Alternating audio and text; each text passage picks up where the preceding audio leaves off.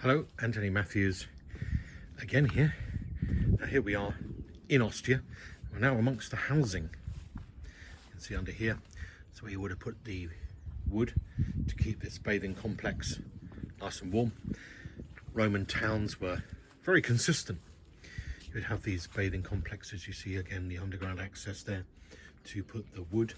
There would be a caldarum, tepidarium, frigarium. Now, caldo is Italian for hot. The tepidarium was warm, tepid.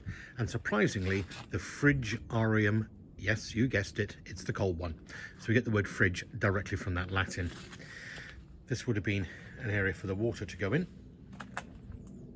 And you can see the complex there. Look at that. You see that?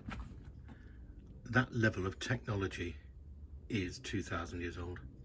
And there it is. So you can see Ostia here. You can actually get in amongst the ruins, which in Pompeii you can't. And you'll be told very bluntly, don't. Here you just have that much more access. You see and experience much more of how the Romans used to live. And that's important for people who like Roman history, is to basically what I call get amongst it. So we can see these buildings, albeit stripped out of all the material, understandably, still are in incredibly good condition. This is 2,000 years old.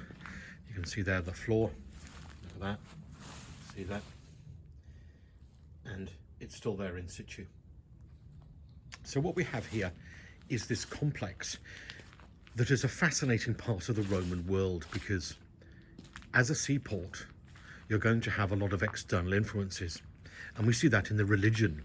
Mithras, this cult, comes in, and the cults of Serapis and Attis from Egypt come in, and it's a fascinating part of their world. To say you can come along here on this beautiful sunny day and see, and look and learn about this seaport. And it gives us, as I say, part of a way of life that has gone from us. The language would have been Latin, but here it would have been a multitude of languages.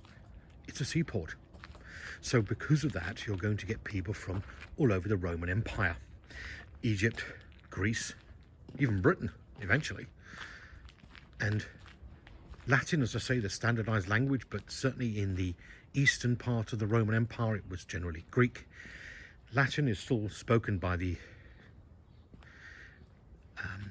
Roman historians around the world today. There's actually even a Latin radio station, I know. And there are people who still study it, as I did at school, because you had to, that's what it is. And anyone who's ever done Latin, you won't forget being drilled.